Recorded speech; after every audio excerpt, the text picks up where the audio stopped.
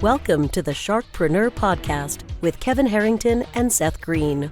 Kevin Harrington is the inventor of the infomercial, one of the original sharks from the hit TV show Shark Tank, and has generated over $5 billion in TV and digital direct response sales. Seth Greene is the world's first trusted authority on cutting-edge direct response marketing, a best-selling author, and the only 3-time Marketer of the Year nominee.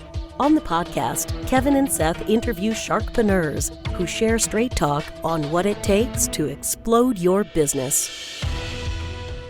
49 faces looked to him in triumph. Over the last 12 months, they had each taken turns and promoted his business for a week at a time, driving over $987,342 in revenue. What if you had a network of 50 centers of influence who promoted your business every week for a year? Grab your copy of the #1 Amazon best-selling book, The Ultimate Guide to Growing Your Business with a Podcast, at 33% off the Amazon price by going to ultimatepodcastbook.com. Again, that website for 33% off the Amazon price is ultimatepodcastbook.com. Welcome to the Sharkpreneur podcast. This is your co-host, Seth Greene. Today, I have the good fortune of interviewing Kurt Luidhardt. Kurt, thanks so much for joining us. Love to be with you, Seth. You have done so much cool stuff. Your bio could take our whole interview. So rather than spend 20 minutes reading that, you're going to talk us through it. So tell us, you've had your finger in a number of different pies. Tell us what you're up to now, and then we'll go back in time. Yeah. So right now, where our superpower lies is connecting business owners and with customers who are politically conservative or people of faith. It's an increasingly important strategy for businesses out in the market, and particularly compelling if you want to differentiate from competition. Awesome. Now, the historical question of your immense amount of expertise in this space. How did you get started, and what have you been doing for the last couple decades that gives you this superpower? Yeah, so 25 years ago, I was one of those nerdy kids that came to high school with a briefcase. And I was really into current events and news and volunteered on political campaigns, went to college, got a political science degree, met a lady who was just like me, also obsessed about making a difference in the world and really cared about Republican politics. We got married and started a business together. And we started a marketing agency specializing primarily in digital marketing for Republican candidates, center-right organizations and nonprofits, Christian organizations, that sort of audience. And we've been doing that for 20 years. And over that time, on the political side, we've helped elect over 100 members of Congress, 15 U.S. senators, 15 governors, 1 president. We've raised over $500 million from political donors. 13 million transactions. So that's really where the crossover comes, because those same people interested in donating to political candidates are also the same kind of people who are paying attention to where they're spending their money and really want to spend their money with businesses and on products and services from companies that match their values.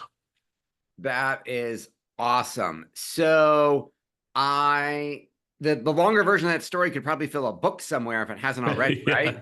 Yeah, we're in the process. So maybe before the end of the year, we'll put it out for the world to see. Well, if you need a publisher, let me know. If not, we'd love to have you back to promote the book when it comes out. So talk a little bit, because you've worked with candidates that we all know and perhaps have voted for. So what have been in that field? What have been some of the biggest challenges you had to overcome, and what did you learn from them? Yeah, when we first got in the business back in 2006, the idea of using the internet in any way to help elect a political candidate seemed crazy. I used to come in and try to explain to a 65 or 70-year-old man, mostly, how this whole internet worked. What's Facebook? What's Twitter? And so the first obstacle we really had to overcome was educating our audience, which was a challenge. We did a lot of performance-based campaigns early on because that was the only way we could get hired. We'll take a cut. We were so confident we could deliver, particularly in the area of finding donations, that we worked a lot on commission. 10 years later, It was the opposite issue. The opposite challenge we had was we would walk in to talk to a political candidate, and everybody thought they knew how to do what we were doing. They thought they could put together tens of millions of dollars for campaigns, and it's not as easy as it sounds. I remember in the 2012 presidential race, we were helping Rick Santorum at the time, who was running. And when he won Iowa, he had so many people hitting his website that it couldn't stay alive. And he came rushing to us saying, how do we fix this? And we had to come in and fix that for him because it was a key moment to raise money. Did the same thing again when Santorum eventually dropped out. Mitt Romney became the Republican nominee, and they needed to raise a lot of money. I remember employees sleeping under their desks. We were running things in real time, particularly to prospect for new donors for him. But probably the biggest lesson of all, and one of the most interesting campaigns I ever worked on, was Trump. We had spent the first part of that presidential campaign in 2016 working for a couple of other presidential candidates. But then when it was clear that Trump was going to become the nominee, we came on to help, at the time, Brad Parscale, who was running Trump's digital operation. And there was just 3 people in the entire Trump digital operation in June of 2020 or 2016. And Brad was a smart guy, very capable, but needed to scale super quick. And I still remember today sitting down with him saying, okay, here's a few things we would suggest to scale this operation. But what was great about it was Trump and Brad came with no preconceived notions. Trump's very data and metrics focused. And so they were willing to try new things. And Trump was using social media in a way that no one had used it before.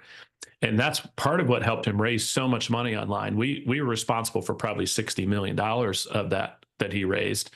But there was also a whole team of people executing some really innovative Facebook campaigns that were widely mocked while he was a candidate, but ultimately helped put him in the White House.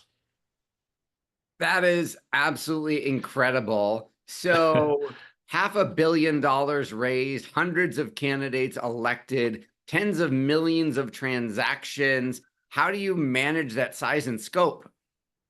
Yeah, well, we've had upwards of 50 staff at various points, and you get good at it. As a business owner, it was clear by 2014, and when we were growing, that we had to really get good at process, standard operating procedures. We had to be very efficient with design.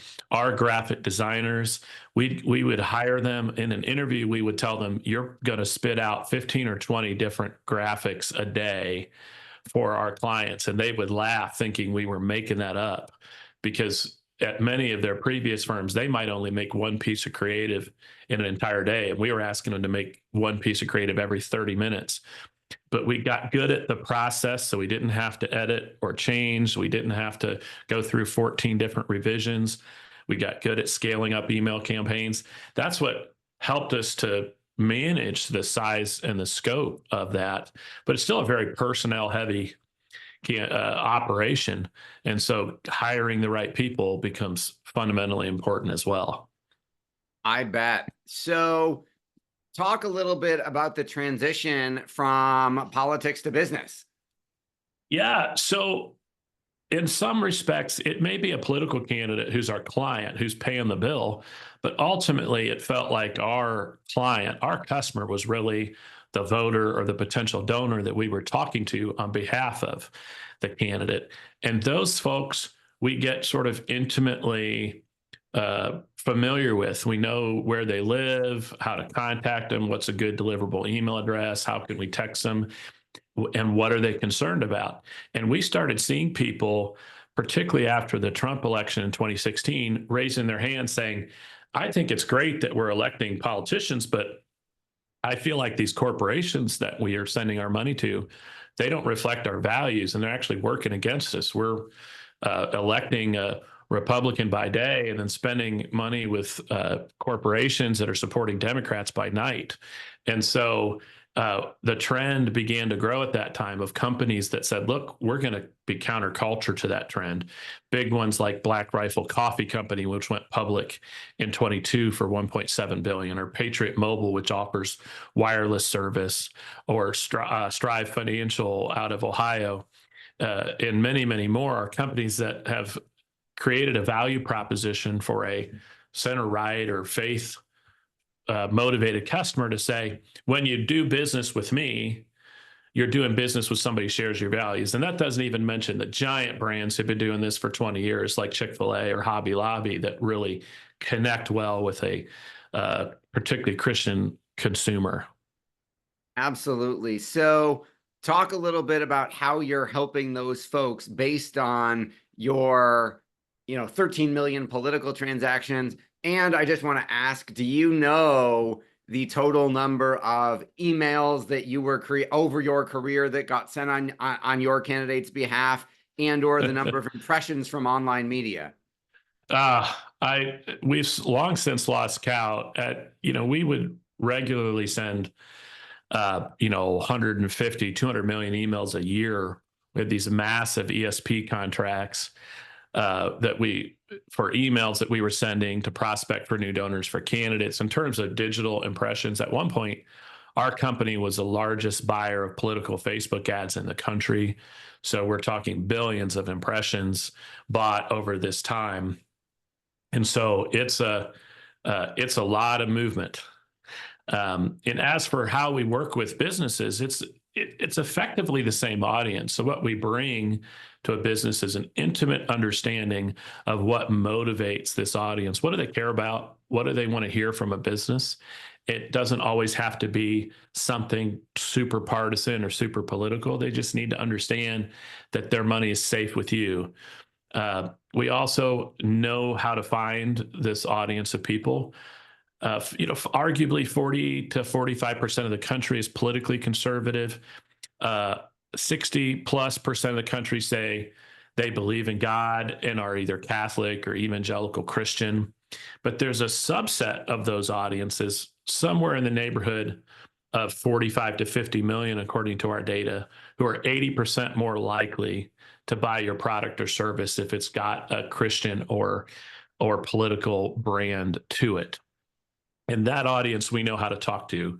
We know how to get an email from them, how to get an email to them, how to get an ad in front of them, but also how to tap a business in to this pseudo secret ecosystem of Christian and conservative media that a lot of folks don't even know exists, but have giant audiences ready to buy your product. That's awesome. And when you talk about knowing how to reach them, do I, as a business owner, do I need my own email list of these people? Am I paying for new ads to generate a list for me? Or can I pay for a list rental of a list you've developed over the last 25 years? You don't need to come with your own list of conservatives to work with us. That's where we bring our secret sauce. We're not here to supplant your marketing firm or to get rid of some folks or an ad campaign that's working really well. We just want to open up a whole new universe of opportunities of potential so you can 2x your leads or 10x your leads, because you've now tapped into this giant audience of highly motivated customers who, by the way, because they share your values, are increasingly and substantially more loyal to you than other customer. I talk a lot about with these customers, it's not renting, you own them. They're people who know you care about what they care about. They're going to be more patient with you. They're going to hang around even if you make a mistake. Some of them are even willing to pay a little more for the product because they believe so powerfully in what you're doing. That is awesome. So if you're allowed to share identities, what are an example of some of the businesses that you've worked with and kind of the results you've been able to engineer? Yeah, some good examples. I could give some case studies that make some sense. We worked at one point with a movie production company that had created a movie out of Hollywood, and one of the sort of casual actors was Fred Thompson, who's now passed away. But they were having a complete and total disaster. They had not sold tickets. I think they ended up going straight to DVD. They were losing money on it, and they didn't know how to get people to buy into what they were doing. But we identified there were some themes of the movie that were faith friendly, that were politically friendly. Plus, Fred Thompson, who was a well-known actor, also had formerly been a Republican senator from Tennessee, and so we put the movie out to our audiences, and they sold so many DVDs on Amazon via our marketing that Walmart, Target, and all the other retail stores increased their buys, and they turned a profit just on the operation that we ran. So that one is a little older of an example, but I like to share it because it's something that people wouldn't normally think Hollywood and marketing to conservatives. We also have done work through the years in a lot of areas like financial services, newsletters, gold and metals, survival products. These are items that conservative audiences tend to like. We've worked with companies that people in that arena would recognize, like Agora, who has used our lists over and over throughout the years. But we've also worked with companies that are, I would argue, benign. We have a wine business that we've helped other vitamin and supplement companies. Arguably, conservatives and people of faith, they buy everything that everybody else buys. They buy cats, cars, vitamins, they buy it all. And so there's wide open space for anybody in any industry to participate. Awesome. And then who is an ideal client for you beyond, is there a specific vertical or sub-industry or specialty that you like better? Are there industries that you specifically won't work in? Well, first and foremost, we like to find products that our audiences will love. And there are some products or services that just are not aligned with a conservative or faith-based audience. I think if anybody uses their imagination, they could think of things that those groups don't buy. But beyond that, our audience is giant.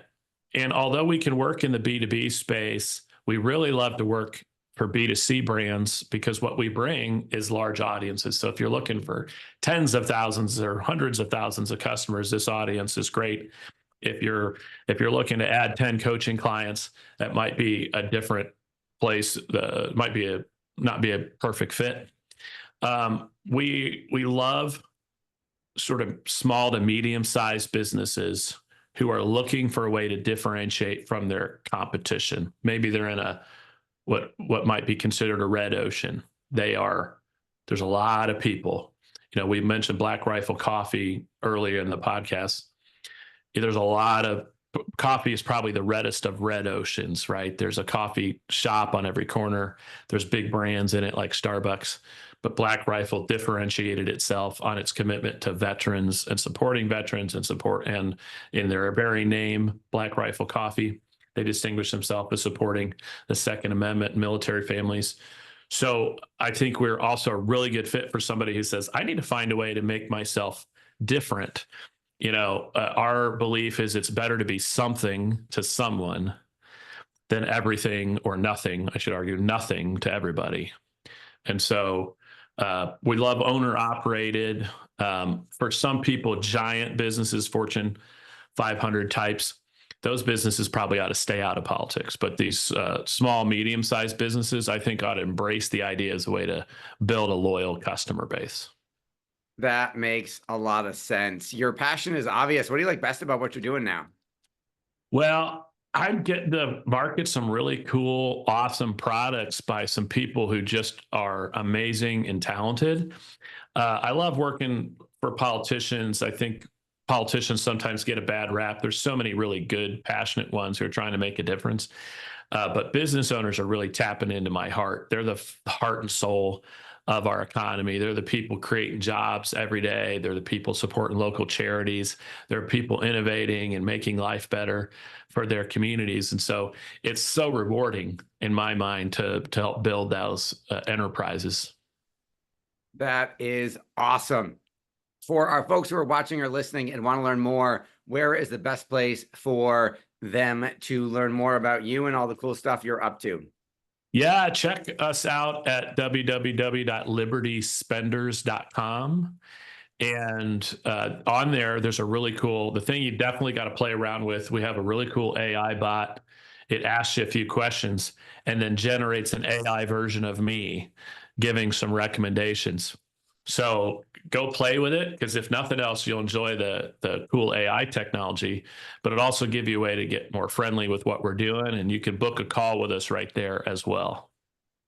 Awesome. Well, this has been Seth Greene with Kurt Luidhardt from Liberty Spenders. Kurt, thanks again for joining us. Love to be here. Thanks everybody for watching or listening. We'll talk to you or see you next time. Why do so many businesses struggle while others seem to explode overnight? Do you wish you had the secret to this type of exponential growth? Now, I've scaled more than 20 businesses to over $100 million, and it's not just luck. In my new book with Mark Tim, Mentor to Millions, you'll learn the repeatable framework I use in all my business ventures for massive success. Order at kevinmentor.com and get over $1,000 in bonuses. Head to kevinmentor.com.